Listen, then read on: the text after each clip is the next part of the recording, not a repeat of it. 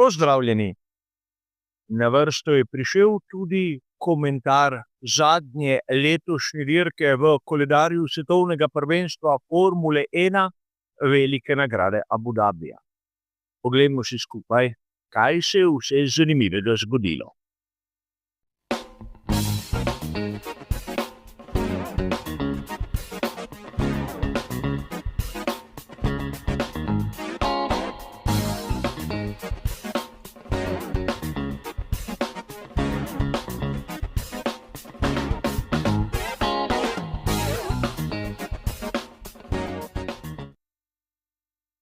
Tudi tokratni klasični komentar dirke za veliko nagrado bo kot običajno razdeljen na tista dva nam dobro znana dela.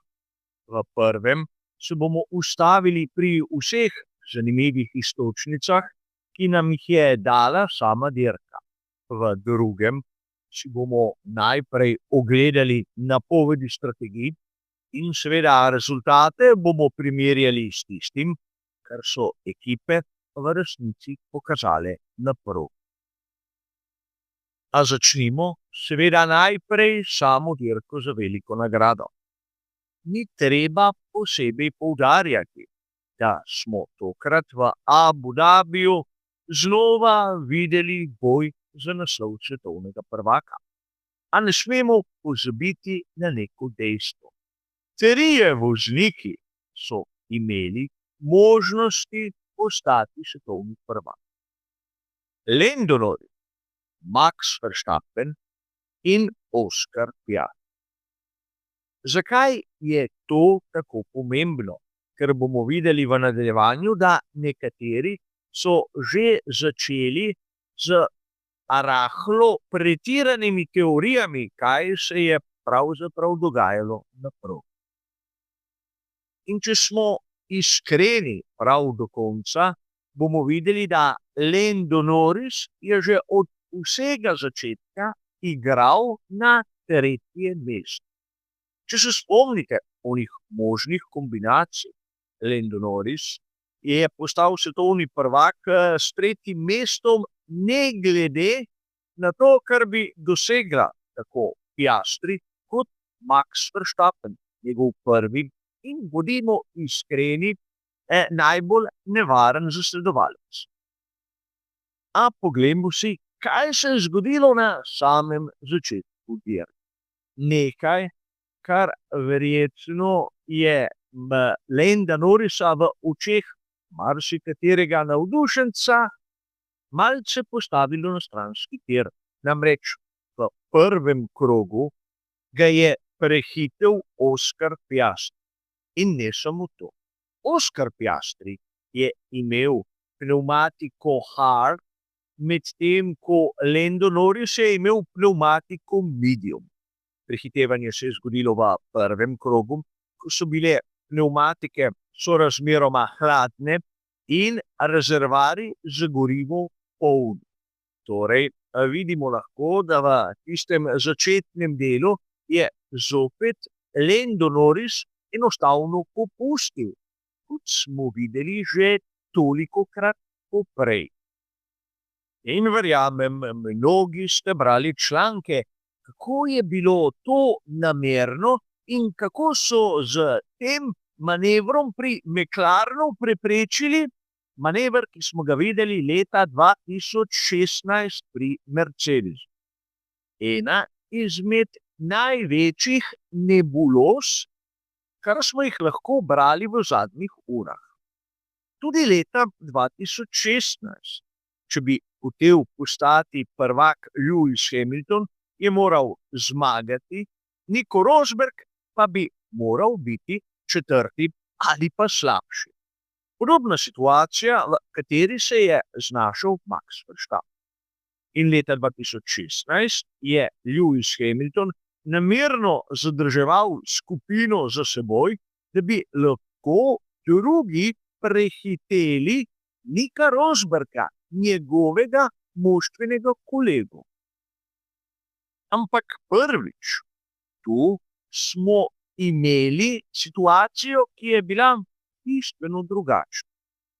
Namreč Lando Norris bi lahko zahteval recimo moštvene ukaze in prišel na drugo mesto ter kolikor bi mu Oskar Piastri branil hrbet, bi bila ta varianta v bistvu neizvedljiva, ampak verjamem, da nekateri so prepričani, da se je na progi dogajalo prav to. Niso šli za teorijo, da je tudi Oskar Piastri tisti, ki si je želel naslov, za katerega bi moral najprej zmagati dirko za veliko nagrado Abu Dabija in Lando Norris na koncu končati kot četrti. Vidimo lahko, da v resnici mnogokrat so odgovori bistveno bolj enostavni od tistih, ki se nam po raznih teorijah zarote zdijo pravi. Lando Norris je ubral recimo temu neko racionalno rešitev.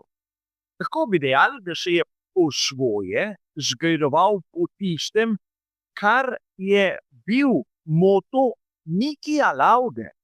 Namreč njemu je bilo tretje mesto dovolj in na tistega je štartal, ni hotel pretiravati, ni se hotel dobesedno zaplesti v noben boj. Mnogim to ni všeč. Nekateri so pričakovali, kako bi se lahko z Maxom Verstappenom na primer borila za zmago. In zanimivo je, kako so praktično pri McLarenu pokrivali Charlesa Leclerca čisto po nepotrebnem.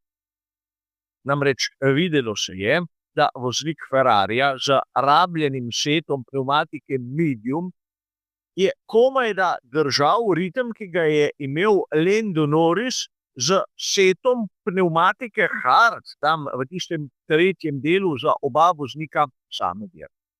Torej, če si je nekdo zamislil, kako bi lahko Charles Leclerc prehitel Landa Norrisa, predlagam, da pusti Formulo 1 na miru, naj si ogleda Formulo 2, Formulo 3, kakšno Formulo 4 in naj malce razume, zakaj pri ritmu bolida gre. Tisti zadaj, ukolikor želi prehiteti onega spredaj, mora biti hitrejši. Najprej zmanjšati zaostanek, dohiteti nasprotnika in ga nato prehiteti. Razlika med Leclercem in Norrisom je bila konstantna.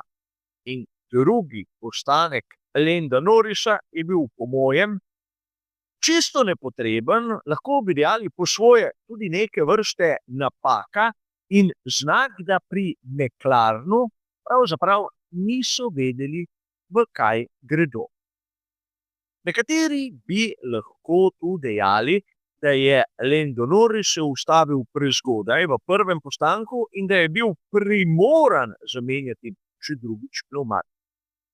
Poglejte si malce, kako je dirko odpeljal na primer nek George Russell, kdaj se je prvič ustavil in koliko krogov je napravil na pnevmatik. A vem, kdaj pa kdaj so tudi takšne preglednice malce preveč zahtevne za tiste, pravzaprav zadev nočejo videti. Gre za napako. Ampak videli bomo, da se je kljub vsemu pri McLarenu vse srečno izteklo. Zakaj to trdim? Verjetno najbolj sporna v navednicah seveda epizoda je bila tista, kjer smo videli v dvoboju Yukija Tsunodo na svoji verjetno zadnji dirki v svetovnem prvenstvu Formule 1 in že prej citiranega Landa Norrisa. Yuki Tsunoda je kot prvi izmed novincev večkrat menjal smer, ko je branil svoj položaj in izrival Landa Norrisa. In nekateri bodo dejali, saj je moštveni kolega Maxa Verstappena, moral mu je pomagati. Kot da nekdo ne bi prebral osnovnih pravil Formule 1. Videli smo preiskavo kajti Lando Norris je Yukija Tsunodo prehitel izven proge. Ampak Yuki Tsunoda ga je izrinil. In ukolikor je voznik izrinjen iz proge, to niti ne šteje za prekršek.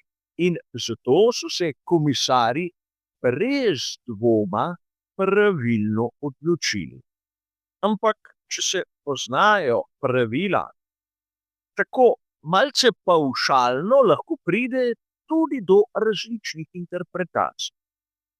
A dejstvo je, Lando Norris je na cilj prišel kot tretji, seveda zmagal z naskokom 2 točk naslov svetovnega prvaka Formule 1. Ampak vprašanje je, o katerem bomo verjetno razpravljali tudi v prihajajočih tednih, kdo je na progi kazal največ. Tu seveda se moramo strinjati, da je bila dirka Maxa Verstappena res popolna od samega začetka, pa do konca ni napravil nobene napake in naslov voznika dneva mu po mojem tokrat upravičeno pripada. Tudi zaradi tega, ker za glavnimi protagonisti nismo videli nič kaj takega, nič omembe vrednega, nič takšnega, kar bi pritegnilo našo pozornost. Lewis Hamilton kljub vsemu je imel izjemno solidno dirko. Glede na to, ki jo je začel in kje jo je končal, ne moremo mimo dejstva, da je bil recimo temu spodoben, ampak nič izjemnega. Govorili smo o Charlesu Leclercu, ki skozi celoten vikend ni imel ritma, da bi ogrozil na primer Landa Norrisa. George Russell je že na samem začetku zdrsnil v ozadje in tam tudi ostal. Lando Norris si je seveda izbral to strategijo, da si želi biti tretji, ker ga v resnici nihče ni imel moči prehiteti na sami progi. Ukolikor bi se bal za svoje tretje mesto, bi moral, na primer, Oskarja Piastrija uporabiti kot drugega voznika in seveda tistega, ki mu bo v navednicah branil hrbet. Ampak tega ni bilo. Predvsem zaradi dejstva, ker ostali na sami progi niso bili dovolj hitri. Ampak ne smemo mimo nekega dogodka, ki meče, vsaj po mojem osebnem videnju, izjemno slabo luč na skuderijo Ferrari. Govorili smo o Charlesu Leclercu, govorili smo o Lewisu Hamiltonu. In prav Hamilton, kot recimo temu pravi džentelmen, se je po koncu dirke po radijski zvezi zahvalil svojim inženirjem za trud, ki so ga vložili v tej, bodimo iskreni, ne preveč posrečeni sezoni. In namesto, da bi nekako dobil nek odgovor, lahko celo opravičilo, ker niso skupaj izpolnili obljub, ga pri Ferrariju dobesedno niso niti poslušali, kajti klepetali so med seboj. In to, po mojem skromnem videnju, je enostavno nedopustno. Torej, ljudje na komandnem pultu sploh niso pri stvari. Sedaj lahko diskutiramo o tem, ali vam je Lando Norris všeč kot nov svetovni prvak ali pa ne. Dejstva so seveda jasna. Na koncu sezone je zbral 2 točki več kot Max Verstappen. Seveda o tem, kaj se je dogajalo med celotno sezono, se bomo bolj podrobno pogovarjali v čisto posebnem prispevku. Ampak kar se tiče dogodkov iz te zadnje dirke na letošnjem koledarju, je seveda to vse. Poglejmo si še nekaj. Že v tistem našem srečanju v živo pred samo dirko sem predstavil tudi strategijo, ki so jo pripravili pri Pirelliju. In kot običajno ogromno variant. In zagotovo ena izmed njih bo tista prava. A dejstvo je, da sem sam pripravil nekaj podobnega, le 3 variante, ampak zmeraj sem se držal tistega načela, da je strategija z enim postankom ona najhitrejša, zmagovalna, najboljša. In poglejte sedaj dolžino stinka, ki sem ga napovedal sam, in tisto, kar je napravil Max Verstappen na progi.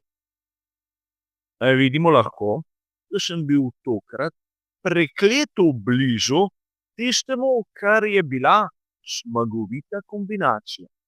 Bolj blizu kot Pirelli. S tem je treba povedati, da sem z obratom nekako tudi predvidel ono alternativo, ki smo jo videli pri Oskarju Piastri. Torej, zopet dokaz, da tudi od doma, kdaj pa kdaj, smo lahko presneto točni, morda celo bolj točni kot oni, ki se nahajajo prav tam na progi in imajo na voljo bistveno več podatkov kot mi. A seveda, to je bil zadnji klasični komentar dirke, seveda v tej sezoni. Hvala za vašo pozornost in nasvidenje.